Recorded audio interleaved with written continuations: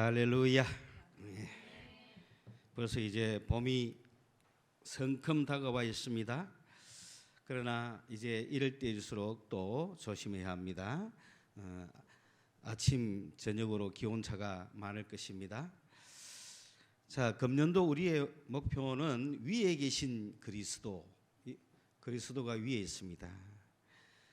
그 예수를 더 깊게 알기를 원하며 그 예수께 더 가까이 나아가는 것, 그것이 우리 금년도의 목표입니다. 예수 그리스도를 아는 지식이 가장 고상하고 가장 복되기 때문에 그렇습니다. 전 인류사에서 예수를 안다는 것은 놀라운 사실입니다. 많은 사람들이 인생 역전을 노리고 있지만은 예수를 진정으로 아는 사람은 완전한 인생 역전을 하는 거예요. 그러므로 누구에게나 다 기회는 있는 겁니다. 그런데 예수를 믿었는데도 인생 역전을 못했다. 똑바로 믿은 게 아니죠. 예수를 똑바로 아는 사람들은 하나같이 다 인생 역전했다고 고백합니다. 그에게는 빈부귀천이 없습니다. 남녀노소가 없습니다. 누구든지 전 세계에 호흡이 있는 자는 누구든지 예수를 붙들기만 하면 가능성이 있는 거예요. 그러므로 오늘도 우리는 그러한 예수를 부여잡기 위해서 달려가는 것, 예수를 목표로 하면서 달려가는 것, 그것이 얼마나 바른 목표인지를 알아야 된다는 것입니다. 여러분, 제가 이거 안경 쓰는 게 좋습니까? 벗는 게 좋습니까? 에? 이거 쓰니까 글자가 안 보여요. 그래서 제 강력한 인상을 숨기기 위해서 안경을 썼지만은 다시 벗도록 하겠습니다. 제가 인자한 모습으로 다시. 그러면 우리는 지난 시간 동안 예수에 대해서 알기 시작했습니다. 첫째, 예수에 대해서 알은 것이 무엇입니까? 예수는 바로 그리스도라는 거죠.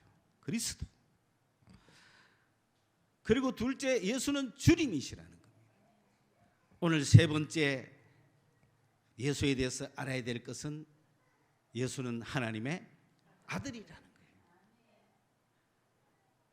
그런데 예수가 하나님의 아들이라는 것은 오늘 본문의 말씀에 나온 대로 바로 그리스도라는 얘기예요. 그 그리스도를 다른 말로 하면 하나님의 아들이라는 거예요. 그러면 그리스도와 하나님의 아들은 어떤 차이가 있는가? 그리스도는 유대인들이 통하는 용어입니다. 그러나 하나님의 아들은 비유대인, 다시 말하면 이방인, 전 세계 사람들에게 우리는 하나님의 아들을 전해야 돼요. 한국 사람한테 와가지고 예수는 그리스도다 그러면은 무슨 말인지 모릅니다. 그러면 설명을 해야 돼요. 그리스도가 뭐냐? 메시아야. 그럼 메시아가 뭐야? 그러면은 유대교를 설명해야 돼요. 그런데 그 메시아, 유대교가 말하는 메시아는 뭐냐? 바로 세 가지 직책을 가진 자를 메시아로 그런다. 그 첫째 직책은 뭐냐? 제사장이다. 그러므로 우리의 죄를 사해 줄 수 있는 분. 두 번째로 그분은 선지자. 그리고 우리가 이 땅에서 어떻게 살아야 될지 하나님의 뜻을 알려 주시는 분. 그리고 세 번째는 우리의 왕. 우리를 통치하고 우리는 그 나라의 백성으로서 그분의 통치를 받고 살아가야 되는 우리의 왕이다. 그래서 유대인들은 이 세 가지를 철석같이 믿고 그런 메시아가 오시면은 이런 역사가 일어날 줄로 믿고 그렇게 소망하면서 그 세월을 살아오고 있는 겁니다. 그런데 이 그리스도가 신약에 오면은 바로 하나님의 아들로 바뀌어버리는 거예요. 그러므로 이제는 유대인 외에 예를 들어서 대한민국에 유대인이 있다면 바울 사도가 와서 그 유대인들에게는 뭐라고 말할까요? 예수는 바로 그리스도다 이야기할 거 아니에요. 그런데 한국 사람한테는 뭐라고 이야기해야 돼요? 예수는 바로 하나님의 아들이다 하면 감이 오는 거죠. 하나님의 아들? 그럼 대단하신 분인데? 그럼 하나님의 아들이 누구야? 하나님의 아들이 뭐 하시는 분이야? 이렇게 되는 거죠. 그 하나님의 아들이 뭐 하시는 분인가를 딱 보니까 하나님의 아들이 이 땅에 왔다. 이거 과연 있을 수 있나? 그런데 성경에 보면 하나님의 아들에 대한 약속을 해놨다. 어디에 어떻게 해놨는데? 창세기 3장 15장에 보면은 여자의 후손은 뱀의 머리를 상하게 할 것이요, 뱀의 후손은 여자의 후손의 발꿈치를 상하게 할 것이다. 그런 예언의 말씀이 있어요. 이게 무슨 말이냐 하면은 뱀이라는 존재는 뭐냐? 온 인류를 괴휼에 빠뜨리는 자.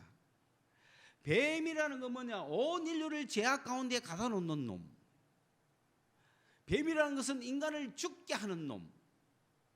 인간을 멸망시키고 인간을 망치고 인간의 삶을 불행하게 하는 놈이 뱀이라는 거예요. 이 뱀이 인간에게 왔는데 인간은 오히려 그 뱀의 정체를 알지 못하고 그 뱀과 오히려 연합하면서 뱀의 이야기를 듣고는 뱀의 말을 따라서 그만 뱀의 노예가 되어버리고 뱀의 소속이 되어버리고 인간이 하나님을 떠나서 뱀의 계율에 뱀의 그 권모술수에 빠져가 지금 전 세계 인간이 살아간다. 이러기 때문에 하나님께서는 그럼 어떻게 할 것인가? 인간 안에서는 이 인간을 구원할 자가 없잖아요. 그럼 어떻게 해야 돼요? 하늘에서 보내야 되잖아요. 하늘에서 보내는데 천사 보내가 되겠습니까? 천사를 보내갖고는 인간을 구원할 수가 없어요. 그러니까 사람의 모양을 입은 그런 분을 보내야 되겠죠. 그래서 하나님께서는 여자의 후손, 그러니까 인간이라는 거죠. 천사 누구 보내갖고 미가엘 이런 거 보내가 다 때려 부수는 게 아니라 여자의 후손, 사람을 보내서 이 마귀를 박살내겠다. 그래서 그것이 점점 내려와서 더 구체적으로 창세기 12장에 2절에 아브라함에게 와갖고는 하나님께서 아브라함에게 와갖고는 뭐라고 이야기했냐면, 야, 내가 너를 통하여서 전 세계가 복을 받도록 하겠다. 그 구원의 계획을 아브라함에게 주신 거예요. 그러면서 그러면 아브라함이 지금 애를 낳아야 돼요, 안 낳아야 돼요? 낳아야 되는 게라. 그래서 자녀를 약속한 거야. 이 자손은 바로 그 여자의 후손인 거야. 그래 이 자손이 태어나가지고 이 자손이 구원을 하든지 아니면 그 자손의 자손이 어디 누가 언젠가 오겠죠. 그래서 하나님이 아브라함에게 후손을 약속하신 거예요. 그래서 여자의 후손에서 이제는 누구의 후손? 아브라함의 후손으로 범위가 팍 좁아진 거죠. 그러니까 사라가 잉태를 못한 이유가 뭔지 알겠죠? 마귀 입장에서는 죽 잡고 이제 사라의 잉태를 막아야 되는 거죠. 그 사이에 뭐 나이가 90이 돼버렸어. 어떻게 놓겠어? 다 끝났다고 생각하는데, 그런데 하나님께서는 그 여자의 후손이 바로 아브라함의 후손이다. 아브라함이 자손을 낳고 그 자손이 바로 마귀의 골통을 부술 그분이 될 것이다. 그분이 오셔서 마귀의 골통을 부수고 온 인류를 구원할 거다 이거지. 여러분 지금 구원받은 느낌이 있습니까? 마귀가 깨진 느낌이 있습니까? 여러분은 그 수혜자들이에요. 지금 이미 그 역사를 설명하는데 가슴이 뛰어야지. 그래서 드디어 이삭이 나왔는데, 그 이삭이 나왔지만 바로 깨진 거 없잖아요. 그러면 이삭은 아니라는 거죠. 누구다? 이삭의 후손인 거죠.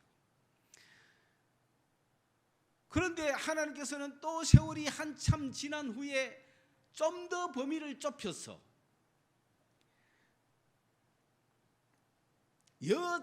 처녀가 잉태하여 아들을 낳을 것이다. 그런데 이사야 7장 14절에 이미 그 여자의 후손은 아브라함의 후손으로 좁혀졌는데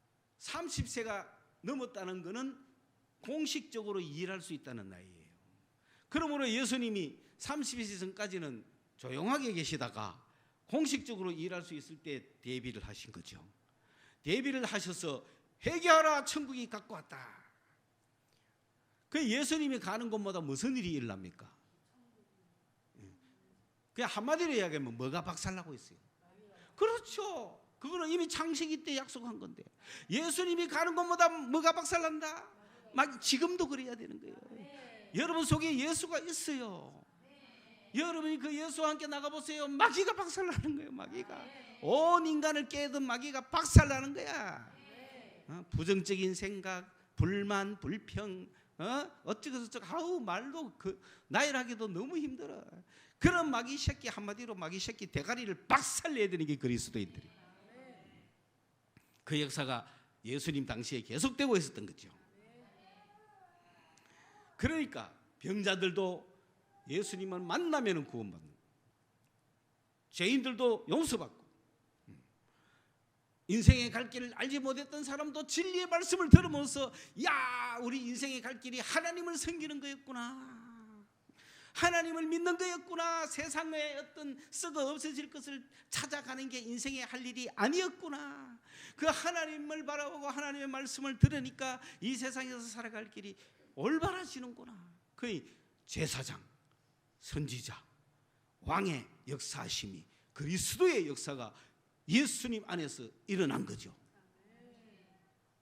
그렇게 해서 예수님이 이 땅에서 쭉 계시면서 유대인의 왕이 돼서는 안 되잖아요. 만한의 왕이 돼야 되니까. 그래서 쭉 계시면서 지금까지 계셨다면 뭐 얼마나 좋았을까 싶지만, 인간은, 하나님이 창조한 인간은 언젠가는 다 엔트로피 법칙에 의해서 사라지는 거예요. 다. 여러분 신상품 나오자마자 뭐가 되기 시작하죠?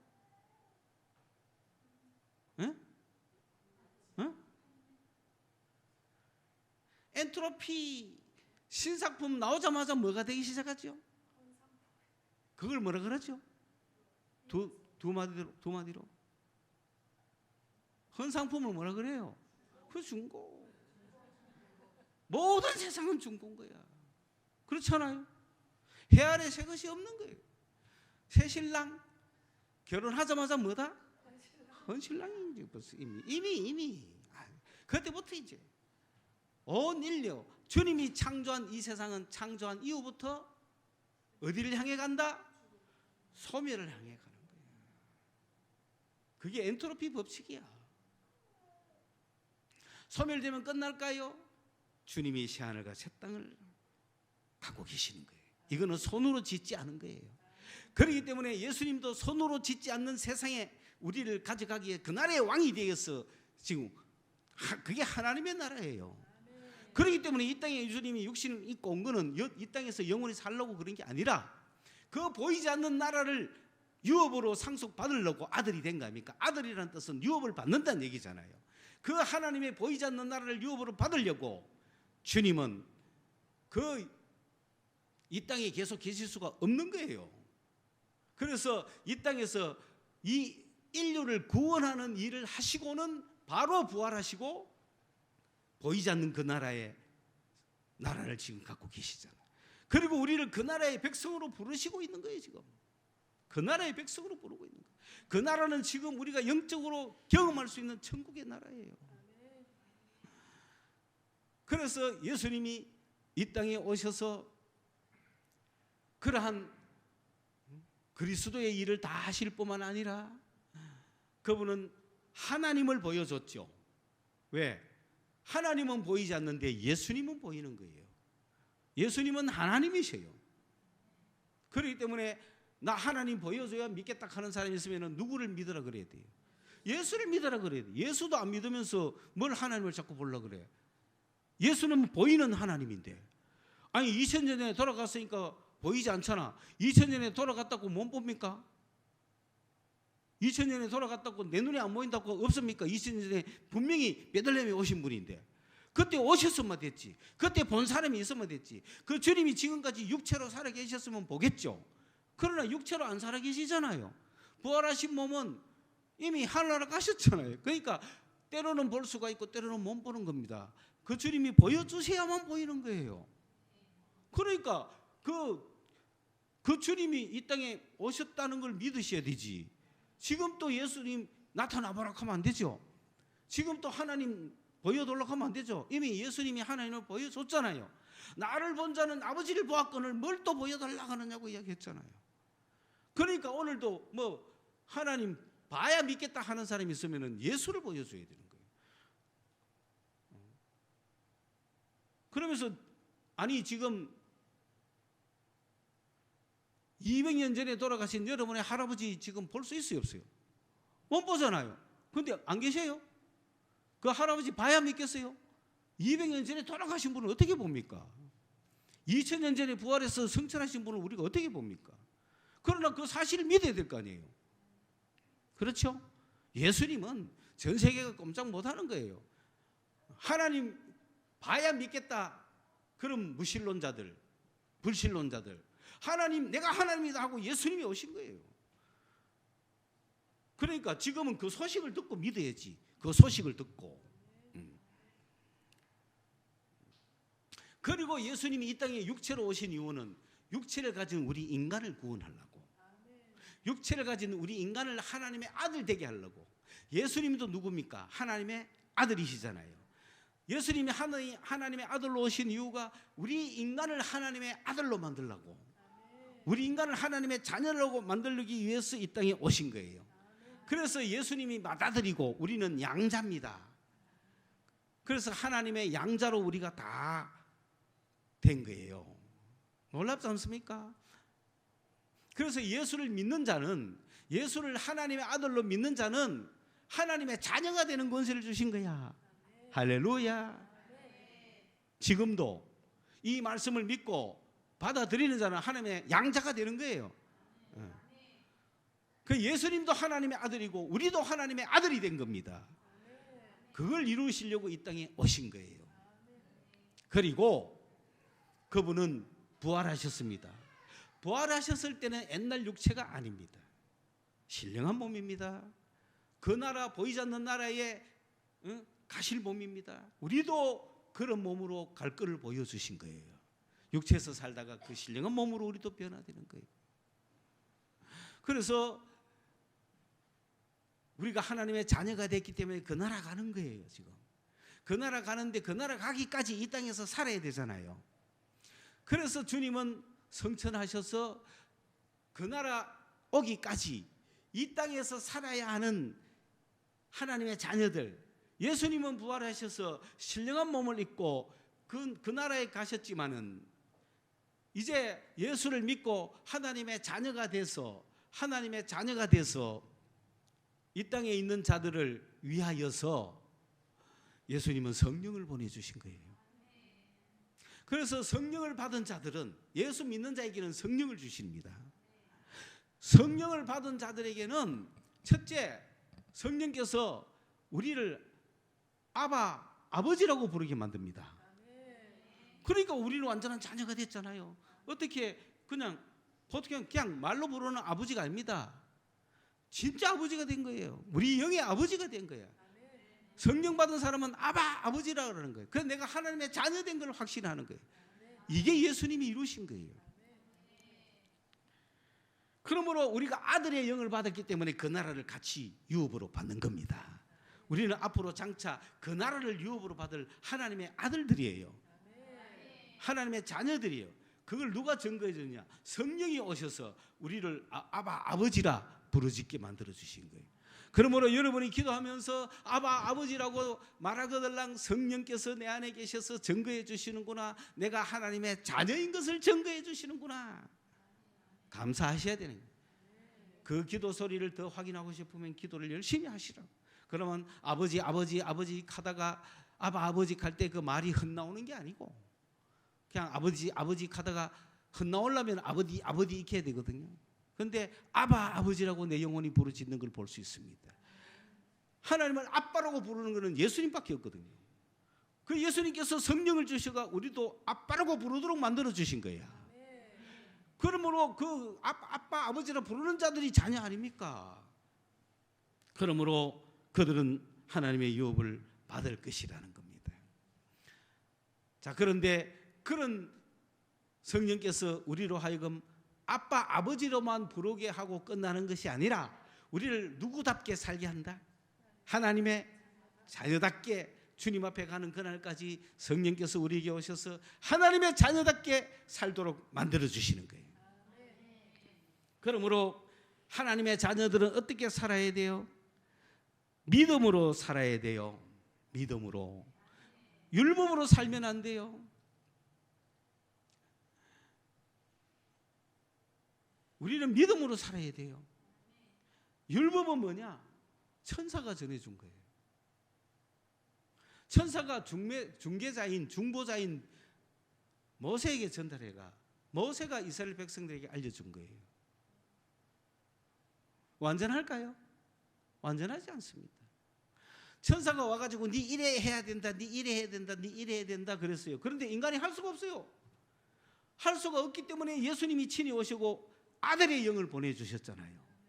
그러므로 믿음으로 산다는 것은 뭘 받아 산다? 성령 받아가 사는 거예요.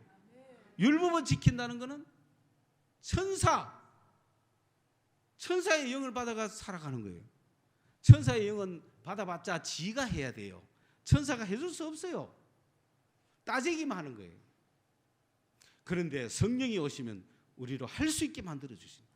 그 하나님의 영과 천사의 영이 두 복음이 있는 거예요.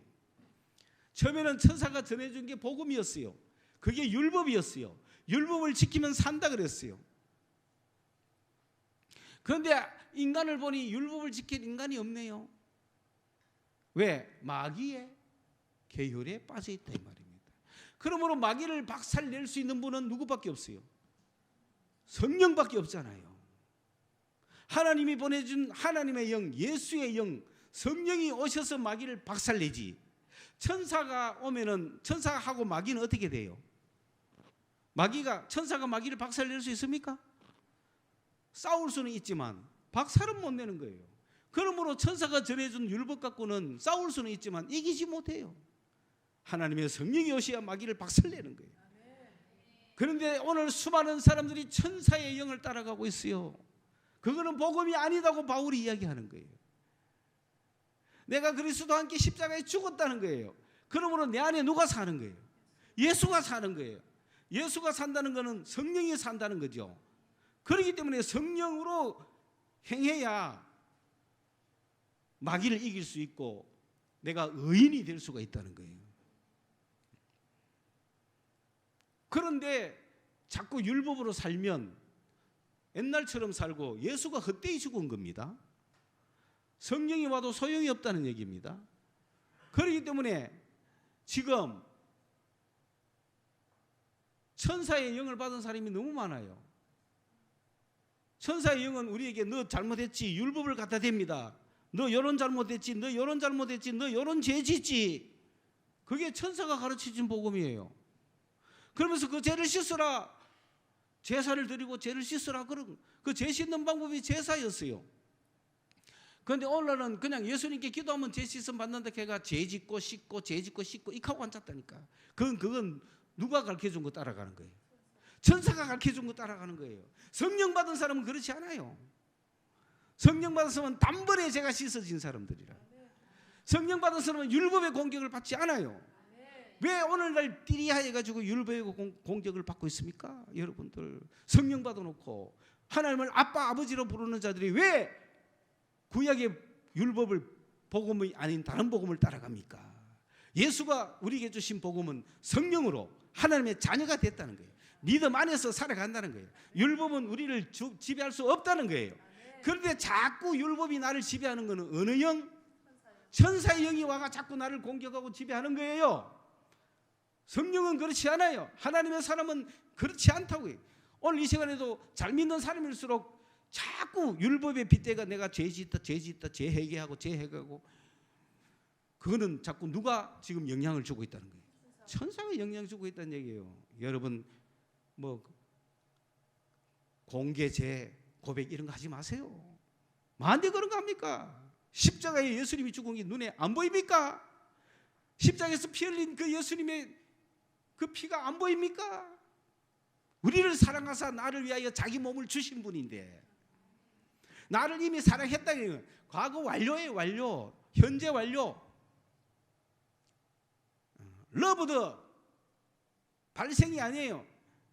단순 과거가 아니에요. 분사의 완료의 완료라는 건 뭡니까? 그 결과가 지금 남아 있다는 거 아닙니까? 나는 너를 사랑했다. 과거를 쓰면 지금 하는지 안 하는지 몰라요. 그래서 단순 과거라는 거예요. 그러나 현재 완료를 쓰면서 나는 너를 사랑했었다 그러면 지금 뭐 한다는 거예요? 지금도 하고 있다는 거지. 여는 주님이 나를 사랑했다는 것은 완료예요. 완료. 단순 과거가 아니에요. 그러므로 여러분, 예수님은 여러분을 사랑했습니다. 그러면 과거에는 사랑하고 현재는 사랑 안 합니까? 현재도 사랑하고 미래도 사랑하는 거예요. 그러므로 여러분이 과거에 지은 죄를 용서하신 주님이 현재 미래의 죄까지 다 용서 안 하시겠어요? 과거 현재 미래의 모든 내가 죄와 관계는 모든 것을 예수님 한꺼번에 해결하신 거예요. 그런데 왜 자꾸 천사의 영을 받아가지고 마귀가 공격하는 율법을 내 속에 갖다 댑니까? 완전한 해방을 누리셔야 되는 거예요. 그게 갈라디아서입니다. 복음을 깊게 들어가야 돼요. 우리가 그걸 겪어보니 야, 성령 받았는데 죄는 더 많이 생각나고 기도할수록 더 죄인이고, 그게 율법의 역할이에요. 그런 죄인이 될수록 우리는 누구 이름을 불러야 돼요? 예수 이름을 불러야 되고, 예수께서 십자가에서 피 흘려 이루어놓으신 그 은혜를 더 깊게 알아야 되는 거예요. 그런데도 수많은 사람이 그 주님의 깊으신 은혜를 알기 전에 천사의 공격을 받아가지고 그만 나는 죄인이다 그러면서 뭐 자꾸 어디 가고 죄 씻음 받아야 되고 무슨 영적인 게 새로 와야 되고 엉터리 복음에 살고 있다 이 말입니다. 똑바로 정신 차리십시오. 오늘 이 시간 이후에 율법을 어겼다고 누가 공격을 하거들랑 이거는 율법은 천사가 전해준 거다. 나는 주님이 주신 성령 그 복음을 갖고 있다. 나는 십자가의 복음을 갖고 있다. 나를 사랑하사 나를 위하여 자기 몸을 나를 위하여 주신 그 예수의 믿음 안에서 나 살고 있다. 그러므로 율법 나한테 갖다 대지 마라. 그런 시시껄렁한 영 오지 마라. 나한테 말도 걸지 마라. 그럴 때마다 우리는 십자가에 나를 위해 피 흘리신 예수에 대한 믿음, 그게 성령입니다. 하나님의 영을 받은 사람은 천사고 마귀고 다 박살내는 거예요. 그게 복음입니다. 복음. 그렇지 않으면은요, 기도할수록 영적인 게 와가요. 네 이게 잘못했다, 이게 잘못했다, 너가 아버지가 잘못했다, 너가 조상이 잘못했다. 엉터리 복음을 갖고 가고 있는 거예요 지금. 당신이 오늘 이거 지금 문제가 해결 안 되는 건 너가 조상이 잘못했네 하고 막 기도할수록 그거 누가 하는 장난입니까? 천사가 하는 장난이에요. 천사의 영 그런 거 받아가 움직이는 게 아닙니다. 우리는 뭘 받았어요? 성령 받은 자라돼요. 그러므로 내가 오늘 여기서 흥분하고 오늘 끝낼 수밖에 없네요. 제사장, 여러분 율법, 믿음 확실히 하십시오.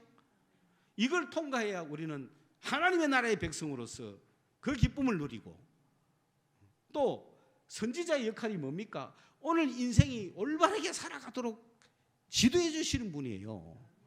성령은 우리를 올바로 살아가도록 하도록. 이거에 대해서 내가 한 번 더 다시 말해야 되겠죠. 오늘은 여러분 율법과 복음, 율법과 믿음에 대해서 이야기합니다. 여러분 율법의 지배를 받지 마세요. 그건 천사가 전해준 겁니다. 성령의 지배를 받으십시오. 십자가의 은혜가 그 속에 있습니다.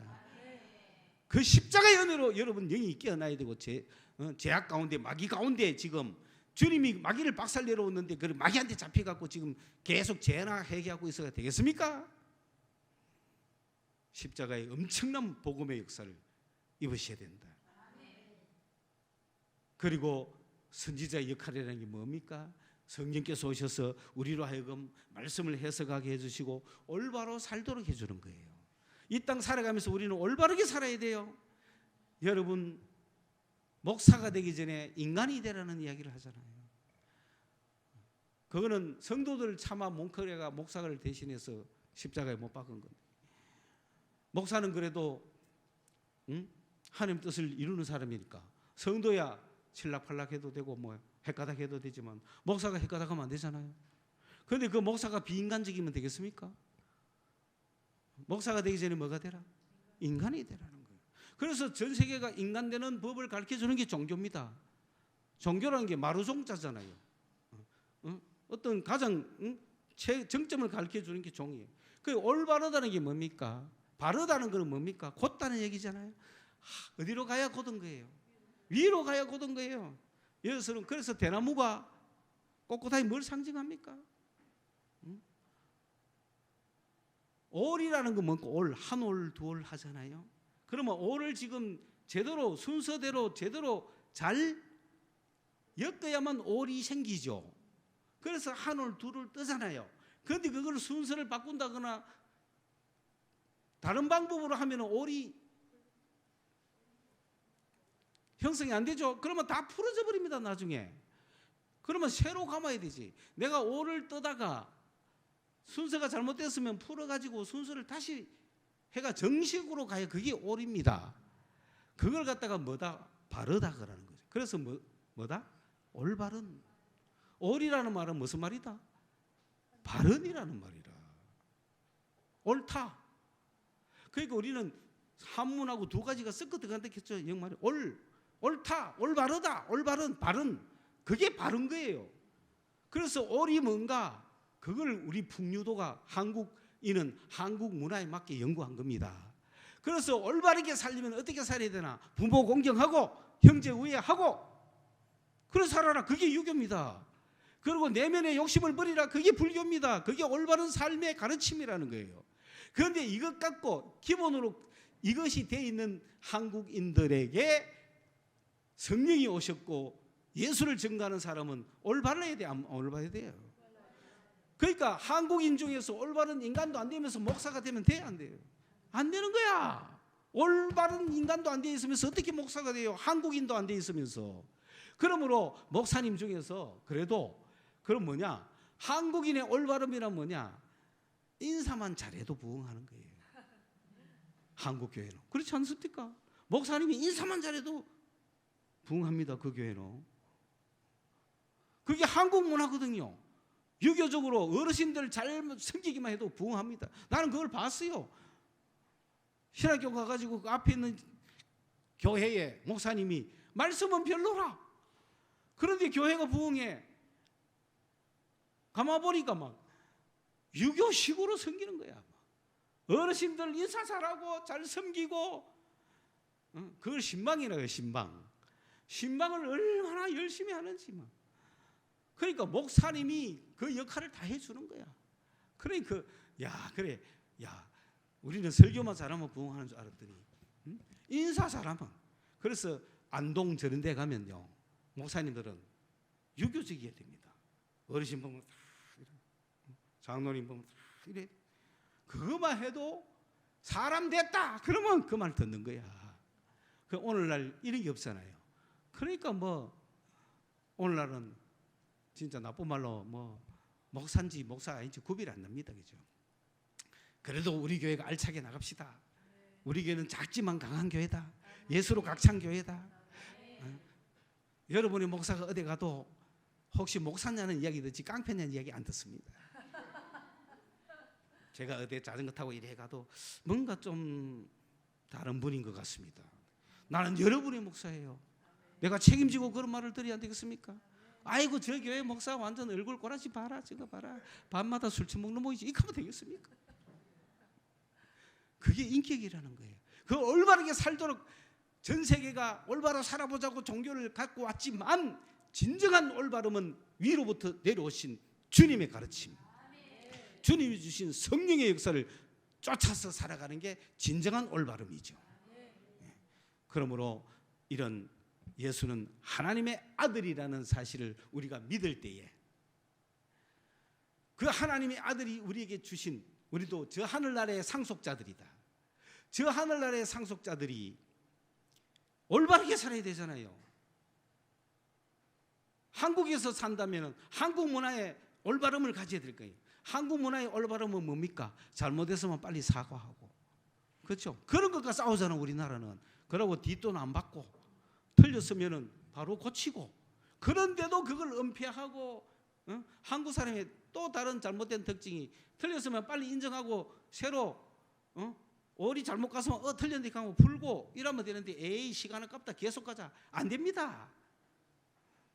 근데 이제 한국인들은 또 부끄럼도 많고 자존심도 많아. 그러니까 막 틀렸다는 소리 하기 싫은 거예요. 그냥 우리 어릴 때부터 그렇잖아요. 저도 아버지를 도와준다고 밭에서 일하는데 그 조그마한 당근 같은 요 싹이 나잖아요. 그럼 당근이 요래 나는데 그 옆에 풀이 이만하잖아요. 그러면 풀을 뽑으면 뭐도 같이 뽑힙니까? 당근 같이 뽑히면 어떡합니까? 증거인멸을 하죠. 그게 인생이라. 그 올바르지 못한 거지. 그럴 때 올고름에 대한 훈련을 받아야 되는 거예요. 그냥 놔두면 이거 아버지 풀 뽑히면서 이런 것도 다 같이 뽑히네요 하면 그건 요래 뽑아라 하고 가르쳐줄 거 아니에요. 그런데 그냥 숨기는 거지. 문질러가 그것만 없애는 거지. 풀만 다 그게 인간이다. 그러고 싶다 어릴 때는. 그러나 장성에서는 누가 슈퍼에 가가지고 1,000원짜리 내가지고 300원치 샀으면 얼마 받아야 돼요? 700원 받아야 되는데 주인이 잘못해가 10,000원짜리 받은 줄 알고 얼마를 내줍니까? 9,700원을 내주면 할렐루야 하고 나와야 돼요. 이거 잘못했다 해야 돼요. 그런데 그리스도인 중에 할렐루야 하는 그리스도인 있다 이 말이야. 일하고는 하는 나라가 안 되잖아요. 거기서 주인님 나 1,000원 냈습니다. 나 1,000원짜리 냈습니다. 허허 학생 참 기특하네. 나 교회 다닙니다. 예수 믿으십시오. 이게 하늘나라의 백성들 아닙니까? 그런데 오호 하면서 아싸 하고 막 와가. 그러면 누가 합니까? 성령께서 주일 예배 때 하는 거. 그럼 왜 해야 돼? 가가 돌려줘야 돼. 돌려줘가 새로 시작해야 돼. 왜 새로 시작하게 만들어 주시는 분이 주님이라. 그런데 그 음성을 무시하면서 설마 그것 갖고 에이 뭐 주님 떼찌기 그것 갖고 뭐 따집니까 이렇게 하면 안 되고, 잘못했거든 빨리 풀어라. 돌아가더라도 길을 잘못 갔으면 돌아와더라도 그렇죠? 다시 와야 되지.